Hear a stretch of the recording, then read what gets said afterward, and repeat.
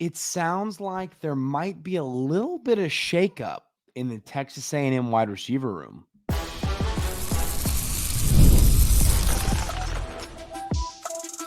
You are Locked On Aggies, your daily podcast on the Texas A&M Aggies, part of the Locked On Podcast Network, your team every day. Welcome on into Locked On Aggies. I'm your host, Andrew Stefaniak. Thanks for making Locked On Aggies your first listen every single day. Today's episode is brought to you by FanDuel. Make every moment more as playoffs wind down. The sports stop sporting like we want them to.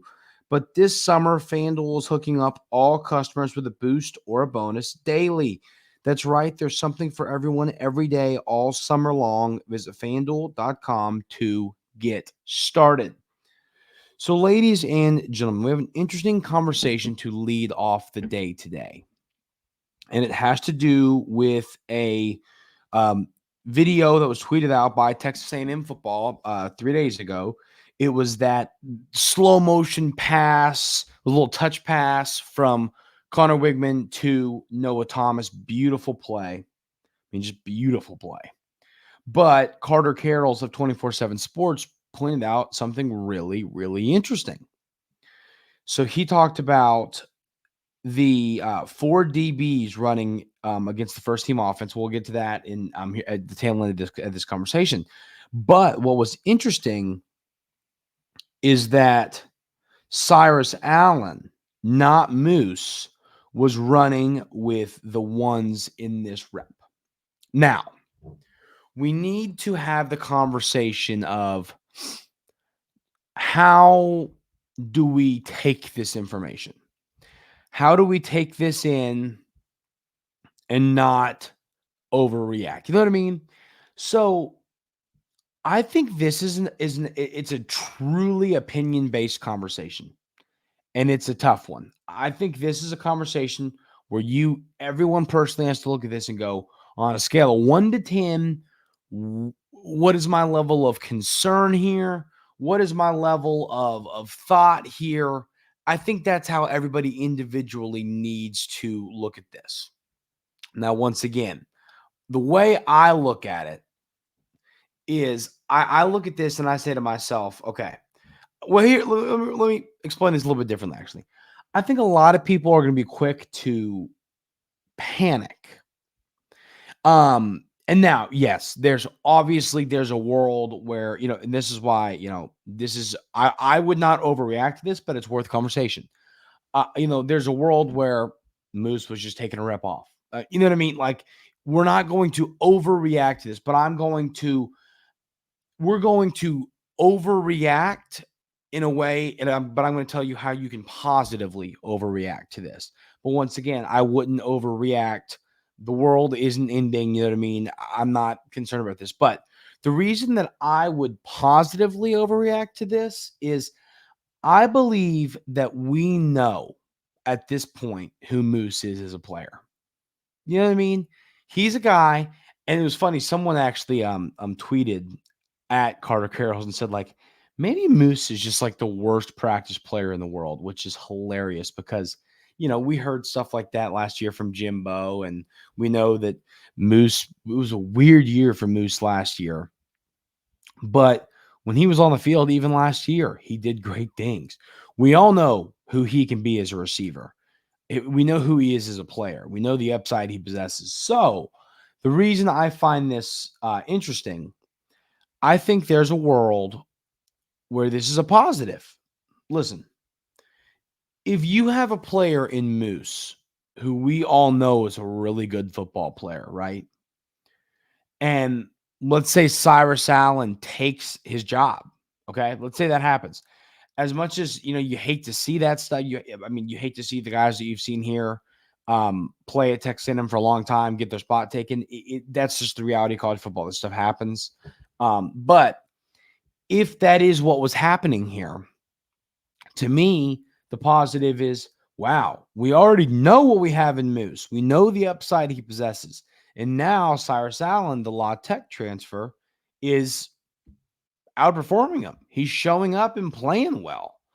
I think that is the way I'm kind of looking at this, rather than like, oh, we're in trouble. Moose isn't playing well. I look at it as, oh man, Cyrus Allen is really stepping up, and he's been better than maybe the coaching staff anticipated, maybe all of us anticipated. That's the way I would choose to look at this. I'm not going to choose, if this has any sustenance, I'm not going to choose to look at this and go, this is a concern, because it's not a concern to me, because you already know what you got in Moose. We've seen him for 3 centuries. We already know what we got in Moose. We don't fully know what we have in Cyrus Allen. So, is there going to be a little shakeup in who's out there with Ja'Day Walker and Noah Thomas? My honest opinion, I still believe that the starting receivers are Noah Thomas, Ja'Day Walker, and Moose. Moose is a player, he's so interesting because he can be so good. He can just be so darn good. You know what I mean? And so it's a little frustrating. And I don't know if frustrating is the right word, but it's a little, I think frustrating maybe is the right word. It's a little frustrating that every year, or not every year, it's really last year and then I guess right now, but we see these things kind of happen where we go, what's going on with Moose? Is he going to play? Is there any issues? Is he not practicing well? What's going on? But I am still, as of today, August 13th, 7:14 in the morning, I believe Moose ends up starting for the Aggies, a receiver. I still believe that. But I think that if you want to look at this positively, it once again means that Cyrus Allen is turning some heads. He's impressing some people. We keep talking about the depth at wide receiver being very crucial. Well, here you go.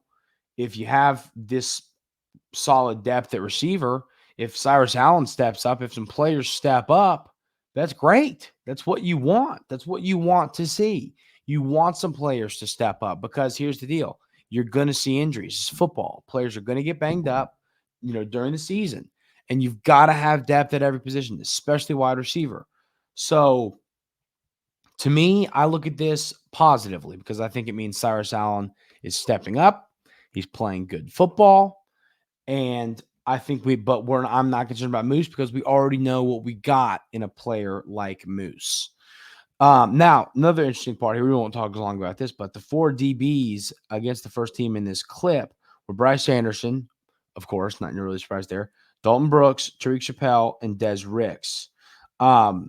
So, not a huge surprise there. I think that there's some names that, here's the deal.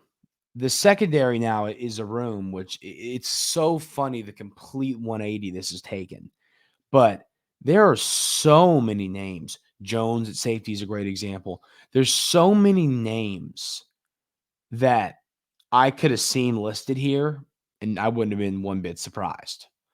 So, I'm a believer that this secondary is, like I said, for a while, I was calling it a question mark and saying, hey, we got to see it. And yes, we still have to see it. I'm not going to sit here and say, oh, man, this secondary is going to be elite. There's no debate to it. There, it's going to be awesome. But I am all in that it's going to be a solid group. I'm not all in that it's going to be the best secondary in the SEC. It's going to be hard to sell me that. But I believe this unit's going to be good. And I believe you have enough really good players that you're 2 deep and 3 deep, I think, would be better than last year's Texas A&M secondary. And that is really exciting to me. Really exciting to me. Because, last year, it was just so frustrating. It was so frustrating having to watch this secondary ruin such a great linebacker room and such a great, just a great front seven altogether. It was frustrating, but it's just what happened last year. So it's great that Coach Elko plugged those holes, fixed those issues. So hopefully this year we see a much improved Texas A&M secondary, and you don't see the Aggies getting killed with these chunk 50-yard touchdowns downfield, the deep balls, the go routes, the posts. You don't see this killing the Aggies this year, and that is very, very exciting. We now know officially where Texas A&M is ranked in the AP poll. We're going to talk about some fun matchups coming up in Kyle Field, and people are mad about where Texas A&M was ranked, and I'm going to talk about why they shouldn't be. We're going to have all those conversations coming up right here on Locked On Aggies. But first, I got to tell you about our friends over at FanDuel. I love sports. I love them so much. I never want them to stop. But as the playoffs wind down, we get fewer games, and the sports aren't sportsing like I want them to. But FanDuel lets me keep the sports going whenever I want. All I have to do is open the app and dream up bets anytime I'm in the mood. And this summer, FanDuel is hooking up all customers with a booster or bonus daily. That's right, there's something for everyone every day, all summer long. So head over to FanDuel and start making the most out of your summer. FanDuel, official sports betting partner of Major League Baseball. The AP poll is out, ladies and gentlemen. And once again, here's the deal. My immediate reaction to the AP poll, wow, that's exciting and it's fun to break it down and all this and all that. No question. What else is exciting is it just makes you feel like football truly is right around the corner.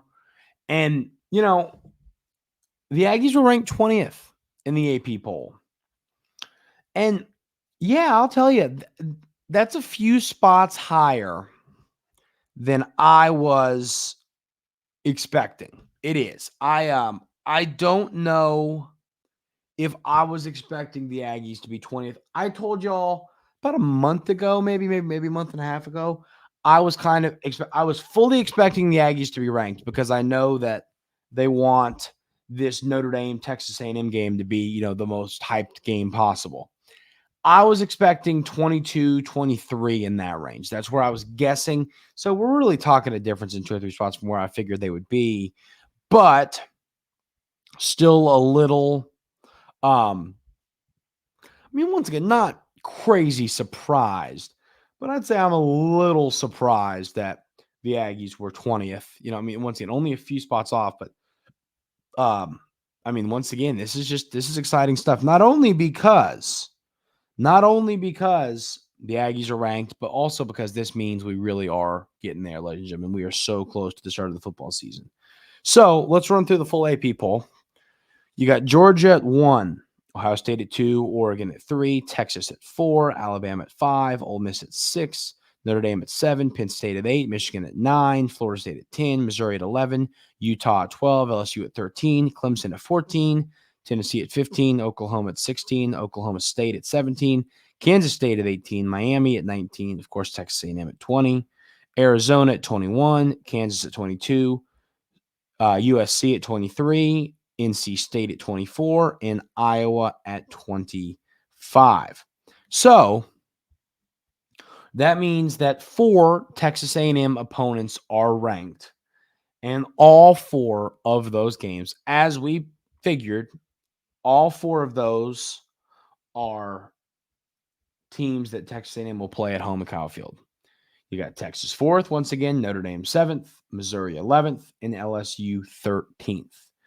And I think one thing that should tell you a lot about what people believe in Texas A&M for this season is the fact that I really do believe that Texas A&M, they are not going to go 4-0 in those football games, obviously. But I feel very confident saying that I believe the Aggies will be in every one of those games, and I believe they're going to win 1 or 2 of them. I feel very confident about that. So, but this goes to show you once again, if you take care of business in some of these games this year that you're playing, some of these road games, you win at Florida, you win at Auburn, you win at South Carolina, you take care of business against Arkansas at the neutral site. Obviously, don't slip up against Mississippi State. If you can do that, if you can take care of business in games that, here's the deal. You're going to be even money in a lot of football games this year. I'm telling you this right now. That Florida game is going to be pretty close to even money if you're not a dog. I haven't seen a line for that yet. The Auburn game, I think, will be really close to even money. So you got those 2 games that'll be around even money. And then I think these 4 games right here are going to be pretty close to even money. So you're going to have 6 games where they're toss-ups, they're toss-ups. And once again, and I think if you can go 3-3 in those games, and then obviously win the 6 games that you should win, Mississippi State, South Carolina, obviously the smaller schools, you win those games, that's when 9-3 comes into play. So the 20th ranking, like I said, I think, so here's the deal. There are people, we're actually getting ready to this evening record like a Locked On crossover between all of the hosts. It's going to be like a full-on SEC breakdown. So I'll be a part of that this evening. I don't know what day that's going to come out. When I do, I'll let y'all know. But it's going to be a fun just SEC preview top to bottom. And I'll tell you this right now. There's going to be a lot of SEC hosts that are angry that Texas A&M is ranked 20th. There's a lot of college football fans that are angry that Texas A&M is ranked 20th. But at the end of the day, I don't care. People are allowed to gripe. People are allowed to be upset. At the end of the day, this football team has a chance to be good. They do. They have a great quarterback. They have a great offensive coordinator. They have 2 great defensive minds in Coach Bateman and Coach Elko. They have a incredible, in my opinion, front 7. They have a lot of offensive skill position players that can be great. Obviously, losing Ruben Owens hurts a little bit. We were not expecting that. That's a killer. But still plenty of depth there, plenty of great players there. Then you've got, obviously, we know who Connor Rigman is. We know who you got a receiver. This can be a really good football team. This football team can overachieve. But what frustrates people, and the people that are, here's the deal. I'll tell you this right now. The people that are going to be angry about where Texas A&M is ranked don't know anything about this roster. They don't know anything about what Coach Elko did. They don't know in the offseason. They don't know anything about that. People are upset that, and Spencer McLaughlin brought this up. I went on Locked On College Football with him last week and did a little, we predicted Texas A&M's record. And, he made a good point. He said, I've always felt that people just kind of don't like Texas A&M because of all of the talent that they recruit on a year-to-year basis, and then like the lack of wins it's turned into during the Coach Fisher era. And it's fair. I get that. It's a fair point. I mean, if I'm a team that maybe has a good coach and has a good year every year, but you go to yourself, man, if we had that talent, we wouldn't waste it. You know what I mean? So I get why people are a little frustrated by Texas A&M football, because they're going to themselves, man, I wish my team had all that talent. But at the end of the day, this Texas A&M football team is deserving of being ranked in the top 25. Are they deserving of being ranked 20th? It's tough to say. I mean, I think anywhere in that 20 to 25 was somewhat fair. I think that 22 would have been a spot that I'd have been less surprised. But once again, we're talking 2 spots. We're not, if they were ranked 16, we'd be having a different conversation. But I mean, this just sets up and I already see the comments, and I agree with you, those who want to say this, but I wish we'd have been outside of the rankings. We like being the underdogs. And, I agree with you on that. I kind of do think being ranked 20th sets up for those same, okay, we're supposed to be good expectations that we've seen Texas A&M not deliver on in recent memory. But I think this year is going to be different based on who's running the ship and these great coaches Texas A&M has. That's my take there. So, I'm really excited to see how this year shapes out. I like how the schedule shapes out. I mean, once again, you play 4 ranked opponents, all 4 games at home. It's going to be interesting to see how this works itself out, but I'm just telling you this right now. The Aggies can overachieve this season, and it's fun. And like I said, it's fun that we're talking AP poll, because that means the season's right around the corner. We're going to talk about the size of Texas A&M's offensive line coming up right here on Locked On Aggies.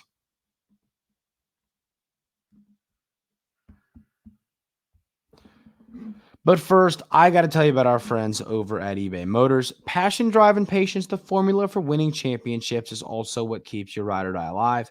eBay Motors has everything you need to maintain your vehicle and level it up to peak performance. Superchargers, roof racks, exhaust kits, LED headlights, and more. Whether you're into speed, power, or style, eBay Motors has you covered.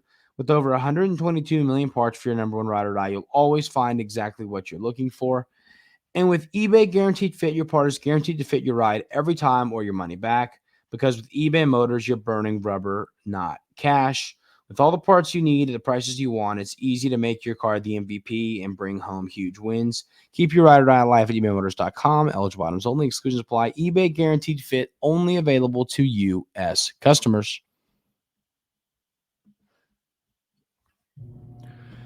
This season, Texas A&M is going to have a big offensive line. But also, I've talked about, I think, offensive linemen, and it's a little bit depending on height. Obviously, if you're 6'8", you can carry some more weight if you're 6'3". But this offensive line, to me, when it comes to height and weight, I think is in a really good spot. So you start at left tackle, you got Trey Zune, 6'7", 315. I think that's a great playing size for him. I think if he was 325, I think 315 is a great weight to be able to, move and get back in his sets, in his 90 sets, whatever. Get back in those sets against some quicker edge rushers here in the SEC. So I think that's a great playing weight for Trey Zune. Then you've got Basantis, who's at 6'6", 320. Once again, 6'6", 320, you take that. I think that's a really solid playing weight for a guard. I'll take 6'6", 320 for a guard all day. Then you got Naboo, who we expect to play center, 6'4", 325. Once again, a great weight for a center. It's a solid spot to be. He's going to be, strong. He's not going to get bullied over, pushed over by some larger nose guards. That's a great playing weight for a center. Then you got Armaj Reed-Adams at 6'5", 330. Once again, not a bad playing weight for a guard. I'm fine with 330. And he also, just look at him, looking at videos, looking at him moving. He looks great. You're not going to look at Armaj Reed-Adams and go, man, I wish he was playing at 320. No. When I'm looking at him, I am in no way, shape, or form thinking that. And you always want your guards to be a little bit, and your center to be a little bit thicker than your tackles, because once again, those tackles have to be able to get outside of these edge rushers. Then over at tackle, one of your two guys that are going to mix into this spot, you got Fothery at 6'8", 320. Good night. Watch out. That's a great 6'8", 320 is a really awesome playing weight. He's going to be able to still move quick, but he's still, he's not going to get pushed over. He's a strong player. Then you got Demetrius Crownover is playing at 6'7", 330. Once again, another great playing weight. If Fothery was playing at 330, I would have said the same thing. I think both of those are fine playing weights. When you start talking 346 pounds, that's when I start to go, okay, I think 330. I think the 315 to 330 gap is where you want offensive linemen in the SEC and college football in general to be. I think that's the gap that sets up well. I think that's the spot you want to be. So I feel really good about the size of this Texas A&M offensive line, and I think hopefully, the fact that these are big boys, I hope that's going to lead to this being a really solid unit this year. That is going to do it for today's episode of Locked On Aggies. Thank y'all so much for being here every single day. Really, really appreciate it. Hope everyone has an outstanding rest of their Tuesday, and we will see you tomorrow right here at Locked On Aggies.